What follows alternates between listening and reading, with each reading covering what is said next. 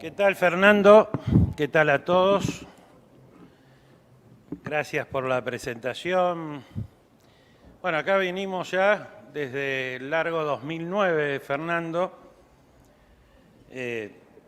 Tuvimos unas primeras reuniones en su momento con un relevamiento para un plan de infraestructura provincial que en las distintas presidencias de la delegación Rosario, actualmente encabezada por el ingeniero Nazar, mi saludo, fueron tomando y que se plasmó en el Pensar Futuro Santa Fe, que hoy se está replicando a instancia del presidente de la Cámara a nivel nacional, Iván Sex, en Entre Ríos. Pero bueno, fundamentalmente hoy, y contando con esa posibilidad, con esa base y con las réplicas que se dan en otras provincias, tengo el orgullo de poder compartir este panel contigo, presentarte en lo que respecta a la infraestructura necesaria, al Consejo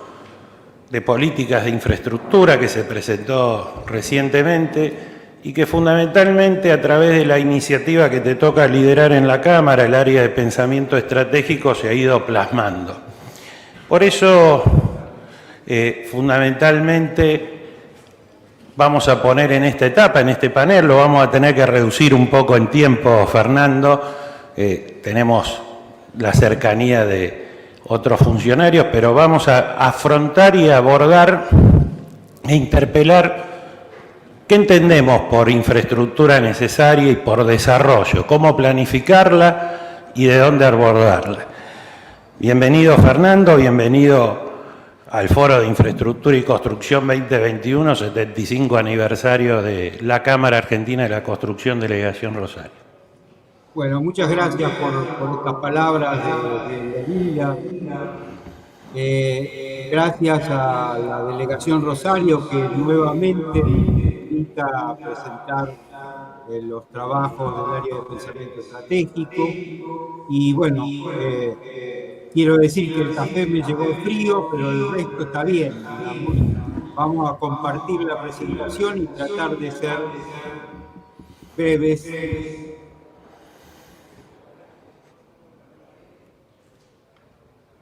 Sí, siempre hay un delay, un tiempo hasta que se carga.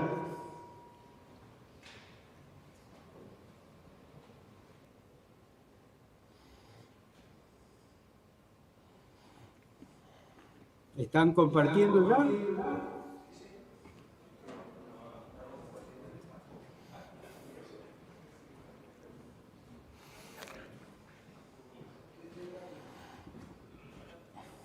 A ver, vamos a intentar nuevamente.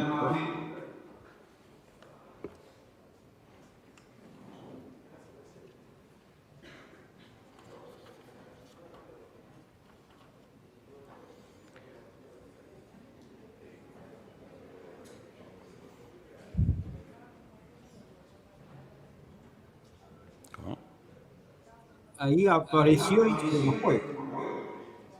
A ver. Habrá la presentación en pantalla completa, Fernando. ¿O quiere que se la...? No sé, nosotros la tenemos... A ver, espere. Compartir pantalla. Presentación en pantalla completa, yo no la estoy viendo.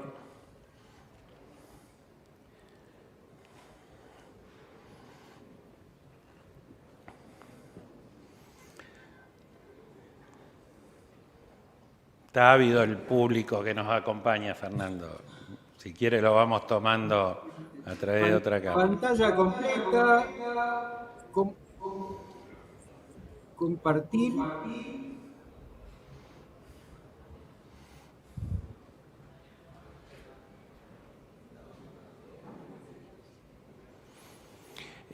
Fernando, discúlpeme, usted siga, ahí lo pudo abrir. Complete la pantalla.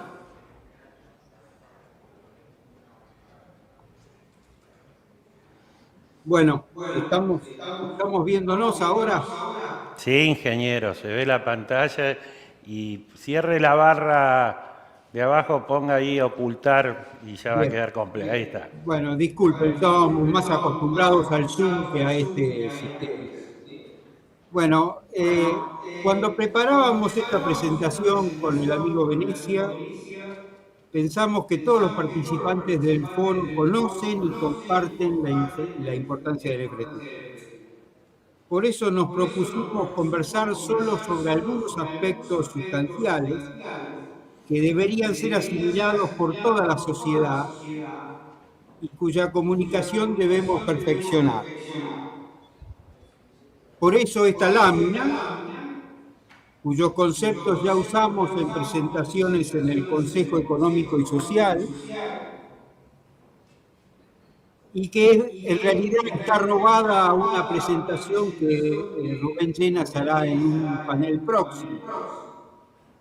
Pero lo hacemos porque los especialistas en comunicación dicen que la comunicación es efectiva cuando el concepto se repite. Y estos conceptos son los esenciales. Un país sin inversión no crece, sin crecimiento no hay creación de empleo, por lo tanto, sin inversión solo crece la pobreza, y el consenso y la planificación permitirán optimizar la asignación de los recursos escasos a la inversión necesaria.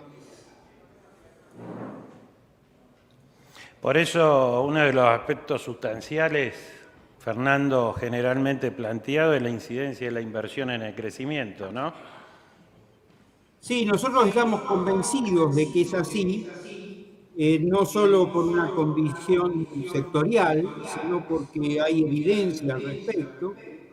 Este es un gráfico que muestra, realizado por el Fondo Monetario Internacional, que muestra la relación entre la tasa de inversión a lo largo de 4 años en 680 países y el crecimiento que esos países obtuvieron en ese periodo. Para crecer, la respuesta es entonces una mayor inversión. Esto quebrará la actual ecuación de poca inversión, poco empleo, nulo crecimiento o muy escaso y solo crecimiento de la pobreza. Y en la lámina siguiente nos concentramos en el sector central de esta nube de puntos y vemos que deja fuera los casos excepcionales, y vemos que una inversión del orden del 20% del PBI cada año lleva a un crecimiento cero. Y que para lograr un crecimiento del 3,5% anual, como es nuestra meta o la meta de nuestro trabajo Construir 2030, el conjunto de los países tuvo una inversión, que lo lograron, tuvo una inversión del orden del 22,77%, del orden del 23%. Por supuesto, esta inversión, o el IBIF en las cuentas nacionales, incluye la inversión en equipos de producción y transporte, que mayormente es privada, y la inversión en construcción pública y privada, no solo la inversión en obra pública. Entonces, llevando este análisis a nuestro país, tenemos una conocida tabla, en realidad la venimos desarrollando junto con el doctor Ariel Korenberg y el grupo de ARCLEMS, muestra el nivel de inversión a alcanzar en Argentina para lograr un crecimiento acumulado del 2020 al 2029, que es nuestro trabajo, del 3,5% anual. Este resulta ser del 26% del PIB. En 2018 la inversión fue del 19%, en 2019 aún menor. Por eso se creció poco y nada en esos años. Pero más grave aún es que si la inversión no alcanza cierto nivel, el 16,2% en este gráfico, ni siquiera se mantiene o repone el capital preexistente, ya sea en equipos como en infraestructura existente. Es decir, solo el país retrocede, pierde su capital. ¿Y cómo desarrollamos, y cómo lo podemos comparar con respecto al mundo? Porque este es un fenómeno particular, el nuestro, o se da a escala mundial. Sí, lamentablemente es un problema generalizado. Decimos muy frecuentemente en la Confederación Internacional que la brecha de infraestructura es enorme y que además crece cada año. Pero esa diferencia de crecimiento es distinta según la región del país, del mundo. Acá podemos ver esta publicación reciente del Banco Interamericano de Desarrollo, que muestra la baja inversión total en infraestructura en Latinoamérica comparada con el resto del mundo, en particular con los países de alto crecimiento del este asiático y el Pacífico, y también con los países petroleros de Medio Oriente. Esta Obviamente que inversión del esto, 2,8% para Latinoamérica es alrededor de la mitad de la inversión estimada por CEPAR, la Comisión Económica para América Latina de Naciones Unidas, que dice que debería ser el 5,2% del PBI. Para ir cerrando esa brecha de infraestructura grave y creciente. Pero Fernando, ¿y las consecuencias sociales? ¿Cómo? Bueno, ahí veo que ya lo has avanzado, que vas viendo. Sí, las consecuencias sociales son evidentes, creo. Con dolor tenemos que decir que la disminución de la pobreza entre 2006 y 2018, medida por los ingresos de la Argentina respecto a los países limítrofes, se ha empeorado, ha disminuido menos que en los otros países. Hemos superado en pobreza a todos esos, a Uruguay, Chile y Paraguay.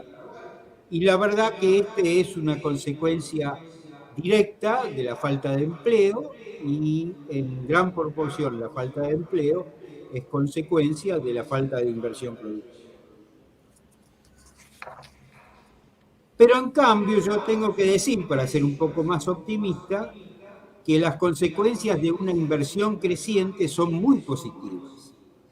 Por ejemplo, sobre la exportación.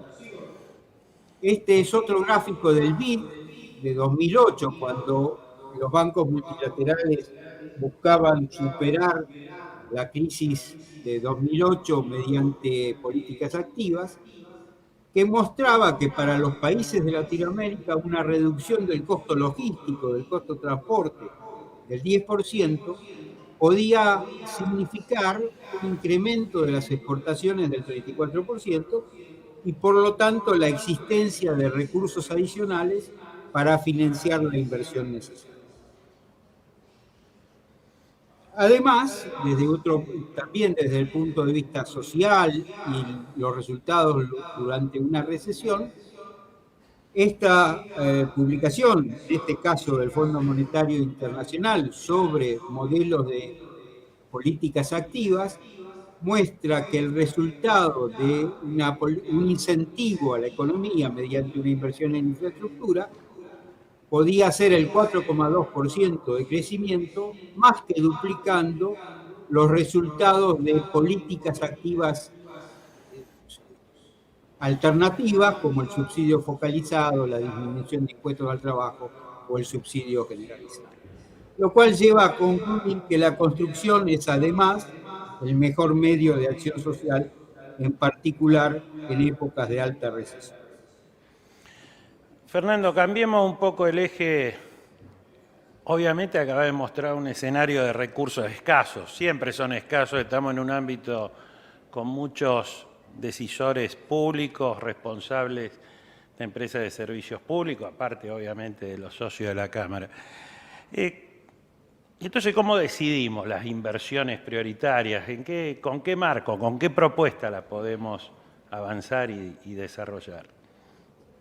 Como siempre que uno maneja recursos escasos, hay que priorizar las necesidades y la asignación de esos recursos. La mejor manera es un adecuado estudio de todos los costos y de los beneficios económicos y sociales de cada proyecto. pero la experiencia es que ese trabajo de análisis debe ser fruto de un estudio detallado y del consenso con los usuarios. Y esta es la finalidad del Consejo de Políticas de Infraestructura recientemente lanzado.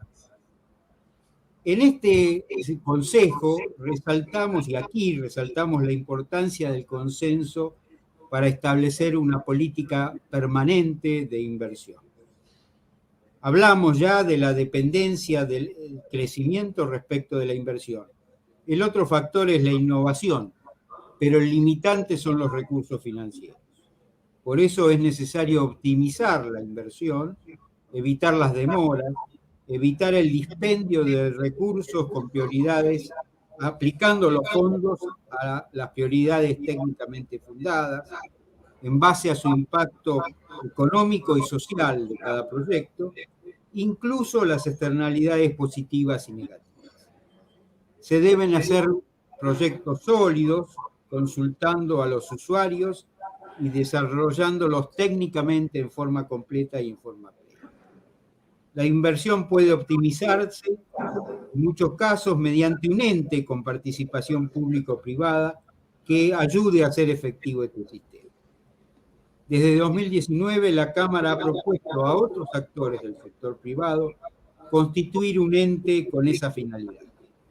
Lo llamamos Consejo de Políticas de Infraestructura, como el análogo de Chile. A fines de 2020 cursamos las invitaciones a entidades representativas de los sectores productivos, de la academia, de los trabajadores. Con enorme satisfacción, el 23 de septiembre, hace pocas semanas, lanzamos formalmente el CPI con sus miembros fundadores, las entidades que conforman el G6, la UOCRA y la CGT. La Cámara contribuye a este esfuerzo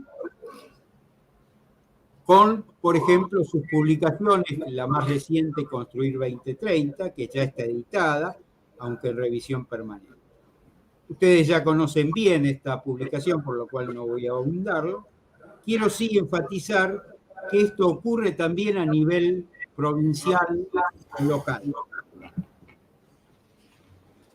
Y tenemos ya ejemplos concretos de estos trabajos en el capítulo Santa Fe, en Córdoba 2030 y en Planificar Entre Ríos.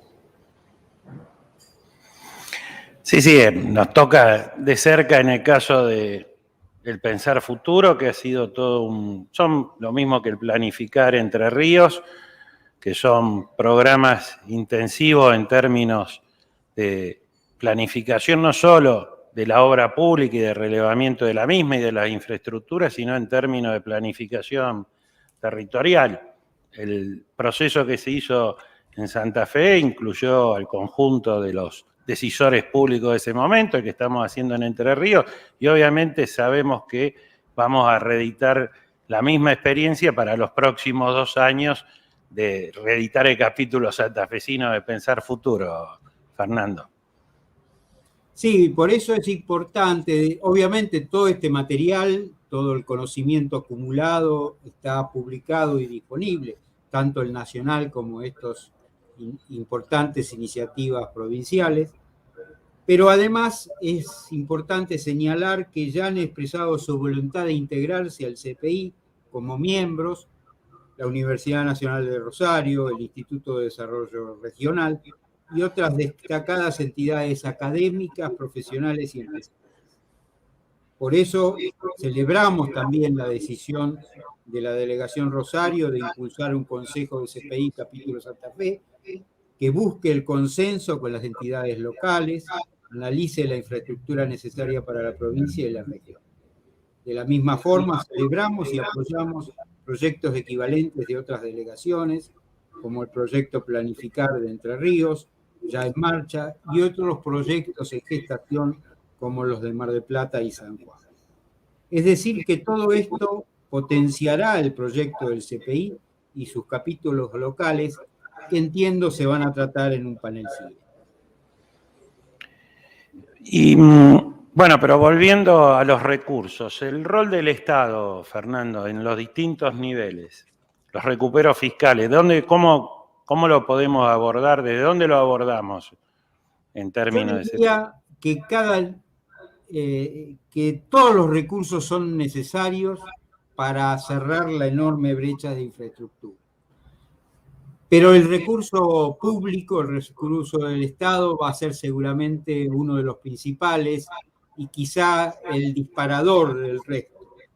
Por eso entendemos que cada nivel del Estado debería imponerse una ley y sostener todos los años lo que llamamos una regla fiscal, que asigne un porcentaje fijo de su PBI a la inversión en infraestructura. Esta es la visión de construir 2030 a nivel nacional. Hablaba de una inversión total del 26% del PBI. Obviamente no es todo construcción, hay 927 equipos de producción y transporte, construcción es el 17%, de los cuales la construcción privada, de vivienda privada, comercial, industrial, es el 8,5%, y otro alrededor de 8,5% la infraestructura social y productiva. Esa infraestructura social y productiva puede distinguirse entre obra nueva, 5,74%, recupero y mantenimiento de la infraestructura existente, que es de vital importancia, porque lo que dijimos, si no se invierte un mínimo, el capital se deteriora, y eso significa la falta de mantenimiento de la infraestructura existente. Y también puede distinguirse según la fuente de los recursos, inversión pública alrededor del 6% del PBI y inversión privada en infraestructura pública de alrededor del 2,5%. Ojalá el Estado Nacional y cada uno de los estados provinciales o municipales pudiera asignarse y comprometerse a invertir cada año 1% de su PBI, como cualquier provincia, como cualquier familia que quiere progresar, se compromete en ahorrar parte de sus ingresos para comprar una casa, para crecer, para generar una actividad comercial o industrial. Yo quiero agregar hablar un poco también del tema de la evaluación de los proyectos. Sí, eso es clave. ¿Cómo se evalúan los proyectos? Y en realidad, ¿con qué características contamos? Con las herramientas con las que podemos contar y aparte los tiempos que llevan esa evaluación de proyectos, porque sí, tenemos la posibilidad de desarrollarlos. Sí, lamentablemente creo que no solo en el país, sino en todo el mundo, los proyectos no son bien evaluados, no están completamente evaluados. Hay que reconocer que en muchos casos esa evaluación no es fácil, pero completar la evaluación y perfeccionarla creo que va a ser una de las tareas fundamentales de los consejos de política de infraestructura.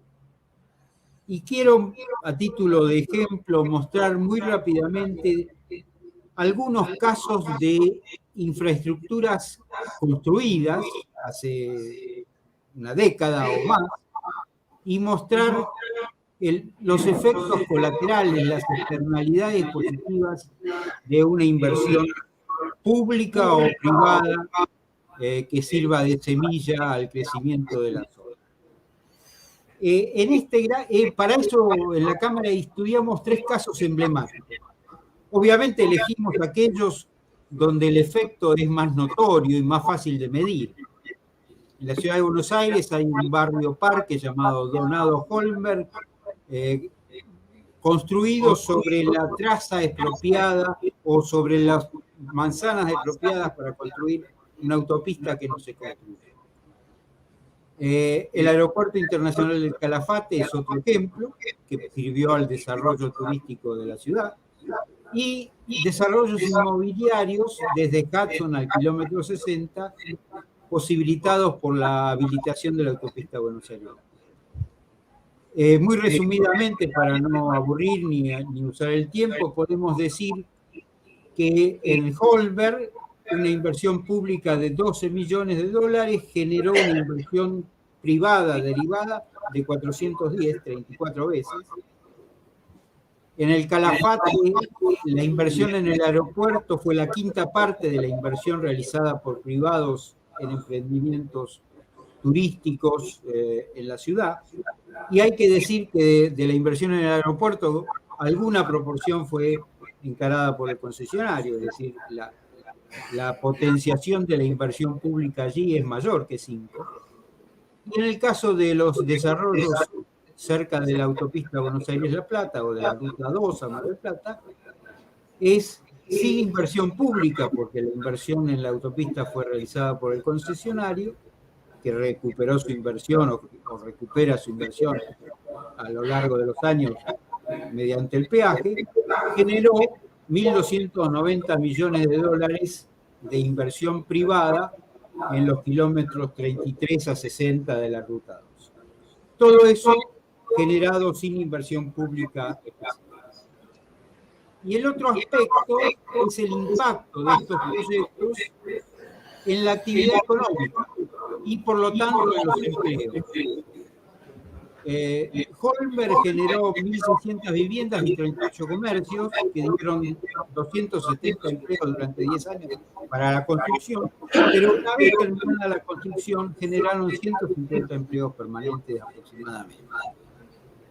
En el Calafate, considerando solo los hoteles de cierto nivel, porque pudimos evaluar el impacto del turismo extranjero, se generaron 500 empleos durante 20 años fuera de los periodos de veda y 1.500 empleos permanentes, y la población de la ciudad se triplicó en 20 años, cuando el resto del país creció 22%.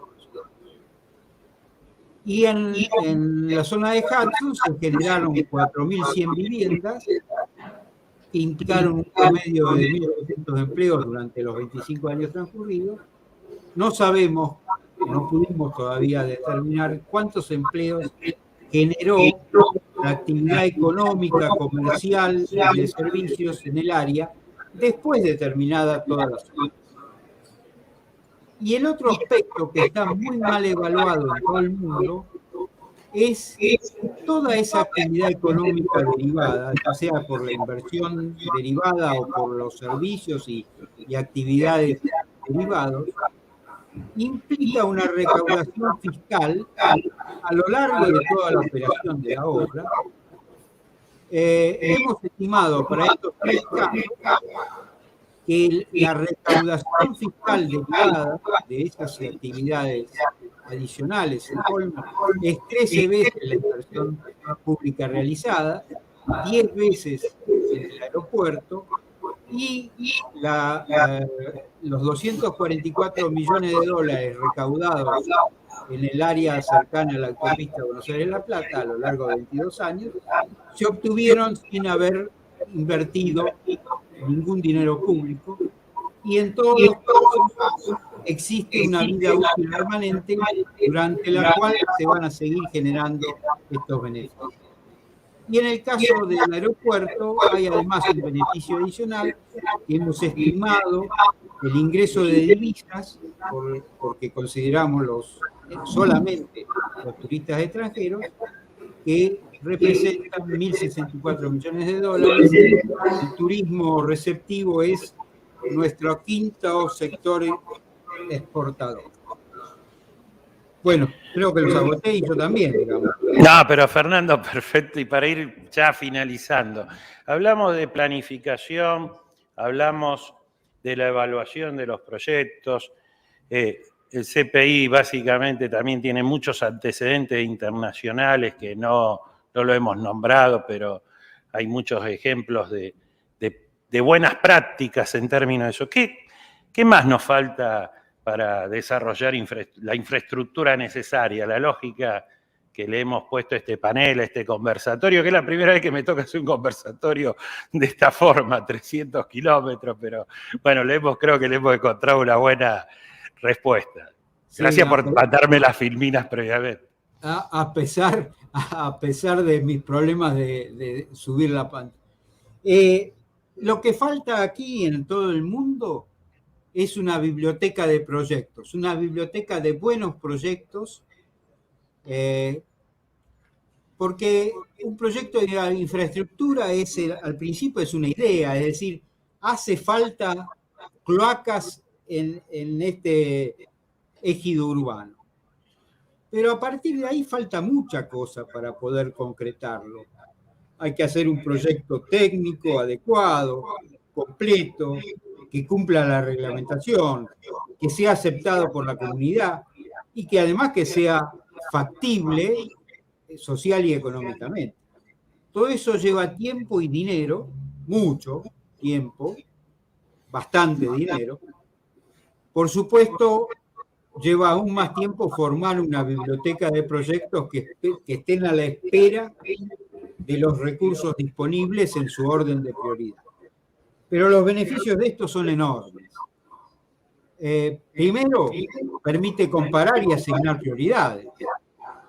Da continuidad a los planes de obras públicas en el tiempo, porque los comitentes y las empresas pueden aprender los detalles de cada tipo de proyecto y la ejecución se perfecciona y su costo baja. Este es un problema tan extendido que lo han estudiado muy profundamente los bancos multilaterales y sus consultoras estiman que el costo de la inversión en infraestructura se encarece más del 15% por proyectos mal priorizados o proyectos mal definidos que generan demoras y sobrecostos en la obra. Y también tengo que decir, por falta de continuidad en la realización de cada tipo de proyecto. No hay una cañería, un pipeline, dicen los multilaterales, que haga un acueducto y después el siguiente y después el siguiente, de modo de ir perfeccionando la ejecución, ir avanzando en la ejecución con una mayor experiencia del comitente y de las empresas. Los multilaterales le dan tanta importancia a esta etapa de preinversión que entendemos que pueden apoyar, o que lo hacen en la práctica, la realización, financieramente, la realización de proyectos técnicos y además la evaluación de su factibilidad. Pero yo creo, para ser práctico y aquí, más allá de esa gestión con los multilaterales, yo creo que debería haber otra regla fiscal que diga que cada jurisdicción debería apartar cada año el 2% de su presupuesto de obras públicas para la elaboración de análisis de factibilidad y proyectos técnicos para los ejercicios siguientes. Porque siempre nos pasa lo mismo. Cuando llega una partida, resulta que no hay nada terminado en la biblioteca, ningún proyecto terminado, listo hábil para ser visitado. Yo creo además que deberían organizarse concursos de ideas innovadoras sobre la mejor forma de resolver la necesidad de un servicio de infraestructura. Esto es una práctica habitual entre los arquitectos, pero no lo es en los servicios de infraestructura. A los premiados, como a los arquitectos, se les contrataría el proyecto técnico detallado. Y esto, además de la ventaja de tener ideas innovadoras en los proyectos, sería un aporte concreto a la promoción de la innovación en el sector. Y termino entonces diciendo aquello que es la esencia de esto. La inversión en infraestructura bien planificada y bien ejecutada es un prerequisito para el crecimiento del país. Los sectores productivos, académicos y sociales pueden lograr el consenso para establecer ese concepto, para instalar ese concepto en quienes deciden, en la sociedad y en los usuarios y actores de la infraestructura, de modo de lograr una política de Estado permanente que impulse la inversión y la planificación de la infraestructura. Muchas gracias, y como dije, les dejo los 3 conceptos que deberíamos difundir y que sería el objeto de esta presentación.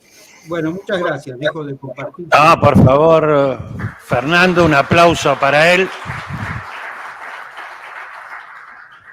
Gracias por acompañarnos en este foro de infraestructura, no solo a los presentes, sino también a los que estamos por la plataforma StreamYard, por los canales de Camarco. Tenemos, Fernando, y a todos los presentes, decenas o centenas, no sé bien cómo sacar el cálculo, que nos están acompañando y que tenemos una cantidad de presentaciones dentro del chat de la misma plataforma. Fernando, lo vamos despidiendo.